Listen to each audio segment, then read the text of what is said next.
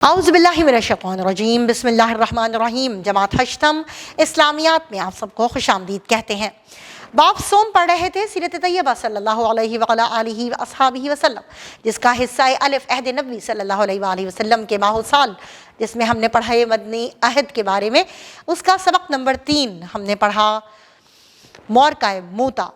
جی پیارے بچوں، آپ نے دیکھا کس طرح سے 3000 مجاہدین کا مقابلہ ہوا 1,00,000 رومی فوج سے، کس طرح سے جاں فشانی بہادری کے ساتھ وہ 7 دن تک اتنی بڑی فوج کے آگے ڈٹے رہے، جو کہ ایک مثال ہے رہتی دنیا تک کے لیے۔ یہ مورکہ ایسا تھا جس میں مسلمانوں کی رعب و ہیبت اور دبدبہ ہمیشہ کے لیے رومیوں کے دلوں پر جم کر بیٹھ گیا، اور یہی چیز آگے مسلمانوں کے بہت کام ہوئے آئی۔ مزید اس کو یاد رکھنے کے لیے اس کی مشق کی طرف آتے ہیں۔ اپنی اپنی پینسلز کو اپنے ہاتھوں میں لے لیجئے اور اس مشق کو جلد از جلد حل کرتے ہیں، تاکہ ہم اس کے جوابات نہ صرف لگا سکیں بلکہ ان کو یاد بھی کر سکیں اور اپنے چھوٹے بہن بھائیوں کو بھی بتا سکیں۔ آئیے اپنی مشق شروع کرتے ہیں۔ تو پیارے بچوں، اپنے ہاتھوں میں پینسلز لے لیجئے تاکہ ہم درست جواب کے گرد دائرہ لگا سکیں۔ پہلا ہے مورکہ موتا پیش آیا 8 ہجری میں۔ نمبر 2، مورکہ موتا میں اسلامی لشکر کی تعداد تھی 3000۔ نمبر 3، مورکہ موتا میں مسلمانوں کے پہلے سپہ سالار تھے حضرت زید بن حارثہ رضی اللہ تعالیٰ عنہ۔ نمبر 4، مورکہ موتا میں مسلمان شہید ہوئے 12۔ نمبر 5، مورکہ موتا میں حضرت خالد بن ولید رضی اللہ تعالیٰ عنہ کے ہاتھ سے تلواریں ٹوٹی 9۔ اب آتے ہیں دیے ہوئے سوالات کے مختصر جواب کی طرف۔ تو پہلا ہے مورکہ موتا کا پس منظر بیان کریں۔ اس سوال کا جواب آپ کو صفحہ نمبر 46 پر پس منظر میں ملے گا کہ صلح حدیبیہ کے بعد نبی کریم صلی اللہ علیہ وعلی آلہ واصحابہ وسلم نے دعوت اسلام کو دوسرے ممالک تک پھیلانے کا فیصلہ فرمایا۔ چنانچہ آپ صلی اللہ علیہ وعلی آلہ واصحابہ وسلم نے مختلف بادشاہوں کے نام دعوتی خطوط روانہ فرمائے، جس میں اکثر بادشاہوں نے اور حکمرانوں نے صلح پر اس دعوت پر صلح و سلامتی کا پیغام بھیجا، لیکن کچھ مخالفت اور دشمنی پر اتر آئے۔ ایسا ہی ایک خط آپ خاتم النبیین صلی اللہ علیہ وعلی آلہ واصحابہ وسلم نے حضرت حارث بن عمیر ازدی کے ہاتھ حاکم بصرہ کو بھیجا۔ جب وہ شامی سرحد کے قریب موتا کے مقام پر پہنچے تو یہاں کے حاکم شرحبیل بن عمرو غسانی نے حضرت ابو حارث بن عمیر رضی اللہ تعالیٰ عنہ کو گرفتار کر کے شہید کر دیا۔ سفیروں اور قاصدوں کا قتل اعلان جنگ کے مترادف تھا۔ نبی اکرم صلی اللہ علیہ وعلی آلہ واصحابہ وسلم کو یہ خبر بہت گراں گزری، چنانچہ آپ صلی اللہ علیہ وعلی آلہ واصحابہ وسلم نے 8 ہجری میں 3000 مجاہدین کا لشکر غسانیوں کی سرکوبی کے لیے شام کی طرف روانہ فرمایا۔ یہ اس کا مکمل جواب ہے۔ سوال نمبر 2 کی طرف آتے ہیں کہ شرحبیل بن عمرو غسانی کون تھا؟ اس کا جواب بھی آپ کو اسی پیراگراف میں مل جائے گا کہ شرحبیل بن عمرو غسانی حاکم بصرہ تھا۔ سوال نمبر 3، نبی کریم خاتم النبیین صلی اللہ علیہ وعلی آلہ واصحابہ وسلم نے کن 3 صحابہ کرام رضی اللہ تعالیٰ عنہم کو مورکہ موتا میں سپہ سالار مقرر کیا؟ تو اس کا جواب بھی آپ کو اسی پیراگراف کے 2nd پیراگراف میں ملے گا کہ لشکر کے سپہ سالار حضرت زید بن حارث رضی اللہ تعالیٰ عنہ مقرر ہوئے۔ نبی اکرم صلی اللہ علیہ وعلی آلہ واصحابہ وسلم نے فرمایا کہ اگر زید بن حارثہ رضی اللہ تعالیٰ عنہ شہید ہو جائیں تو حضرت جعفر بن ابی طالب رضی اللہ تعالیٰ عنہ سپہ سالار ہوں گے، وہ بھی شہید ہو جائیں تو حضرت عبداللہ بن رواحہ رضی اللہ تعالیٰ عنہ سپہ سالار ہوں گے۔ یہ 3 شہداء ہیں، 3 سپہ سالار ہیں جن کو نبی کریم صلی اللہ علیہ وآلہ وسلم نے یک کے بعد دیگرے سپہ سالار مقرر کیا تھا۔ اب آتا ہے سوال نمبر 4 کہ حضرت جعفر طیار رضی اللہ تعالیٰ عنہ کی شہادت کے بعد کس نے مسلمانوں کے لشکر کی قیادت سنبھالی؟ یہاں پر صفحہ نمبر 47 پر 4تھے پیراگراف میں بیچ میں ایک لائن آ جاتی ہے کہ حضرت جعفر رضی اللہ تعالیٰ عنہ نے علم تھاما اور دشمنوں پر ٹوٹ پڑے۔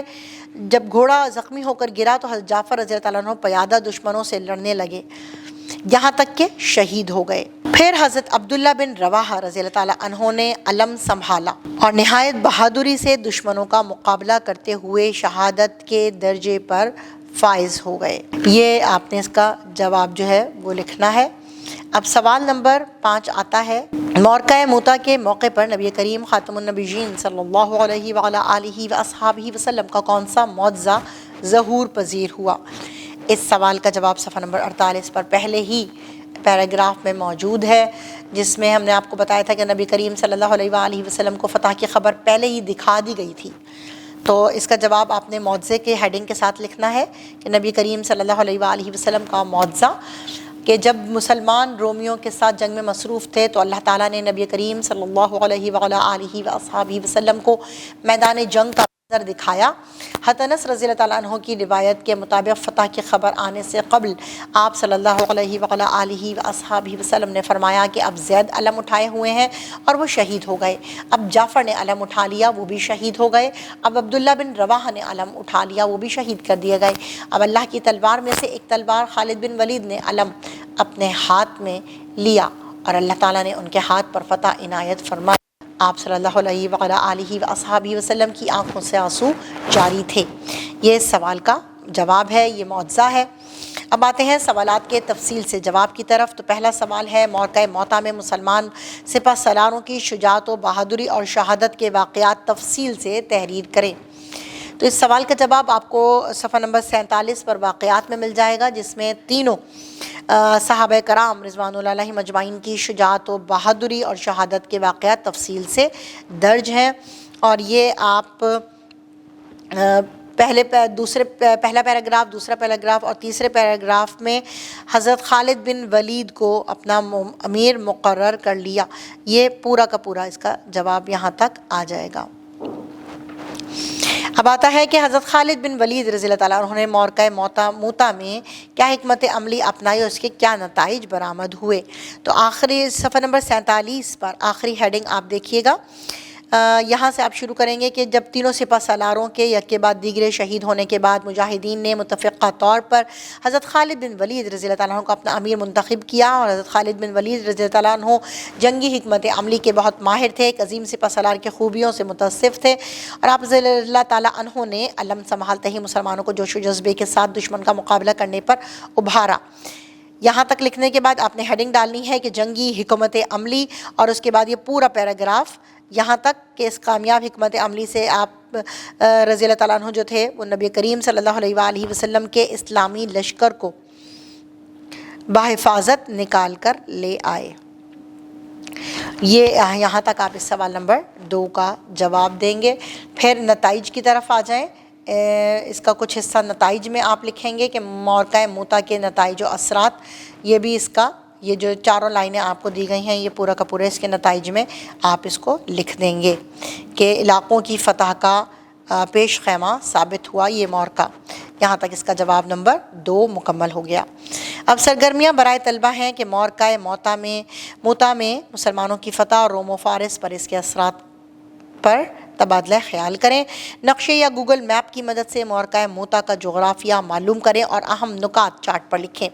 رہنمائی اساتذہ میں آتا ہے کہ طلبہ کو موقع موتا کے پس منظر، اسباب، واقعات اور معجزات کے بارے میں آگاہ کریں، سپہ سالاروں کی جرت، شہادت اور حضرت خالد بن ولید رضی اللہ تعالیٰ عنہ کی عسکری حکمت عملی سے آگاہ کریں، مسلمانوں کو حاصل ہونے والے عسکری اور سیاسی فوائد کے بارے میں بتائیں۔ جی میرے پیارے بچوں، آپ نے مشق حل کی، آپ نے یہ جانا کہ مسلمانوں کا موقع موتا میں 7 دن تک 1,00,000 رومی فوج کے آگے ڈٹے رہنا ہی بہادری کا منہ بولتا ثبوت ہے جو رہتی دنیا تک قائم رہے گا۔